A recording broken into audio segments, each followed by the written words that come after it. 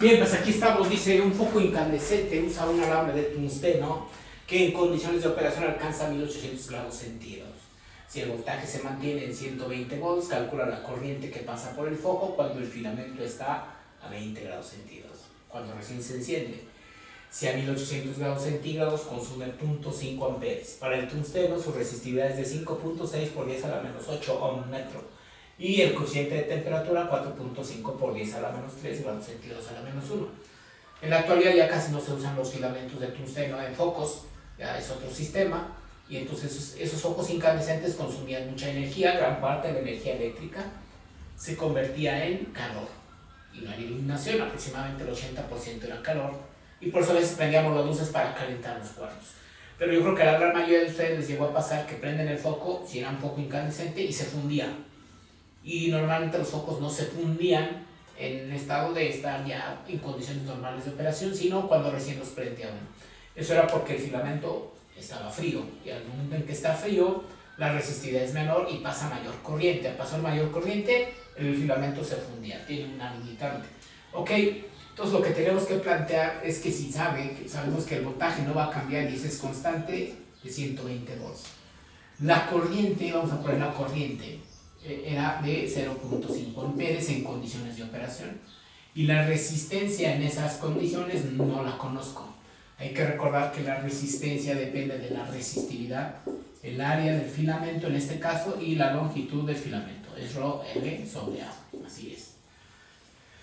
No conozco este dato, no conozco ni la longitud del filamento ni el área de la sección transversal del filamento. Podemos pensar que es un problema que no podríamos resolver porque no tenemos esos datos. Sin embargo, podemos manejar eso como una sola incógnita porque se va a repetir para el caso de esta resistencia o para la resistencia en el caso que está en condiciones de 20 grados centígrados, le ponemos el subíndice 0. Aquí tendrá ρ0, la ρ a una cierta condición. Y aquí sí es ρ0 por L sobre A. Entonces, cuando está a 1800 grados centígrados, la resistividad cambia. Cuando está a 20 grados centígrados es el valor que me están dando de referencia. Entonces, como podemos partir de que el voltaje es el mismo, partimos de la ley de voltaje es igual a I por R. Y en los dos casos es el mismo voltaje, entonces significa que la corriente por la resistencia es igual a la corriente a los 20 grados centígrados por la resistencia a los 20 grados centígrados. Subíndice 0 va a ser para las condiciones de 20 grados centígrados y sin subíndice es para las condiciones de operación a 1800 grados centígrados. Entonces, de aquí me va a permitir despejar y calcular la corriente precisamente a los 0 grados, a los 0, y su índice 0 es a los 20 grados centígrados, y sería la corriente que ya me dio como dato por su resistencia entre la resistencia a los 20 grados centígrados. Y entonces vamos a sustituir en nuestra fórmula la relación de resistencia en función de resistividad. Entonces la corriente a los 20 grados centígrados, que es lo que me piden, es la corriente que me están dando en condiciones de 1800. La resistencia a los 1800, ¿qué sería? Hay que recordar que la resistividad está dada por la resistividad a los 20 por 1 más el coeficiente de temperatura por la variación de temperatura. Y entonces ese dato lo voy a manejar aquí. Para la resistividad es este dato, entonces va a multiplicar. La resistencia sería la resistividad por la longitud entre el área.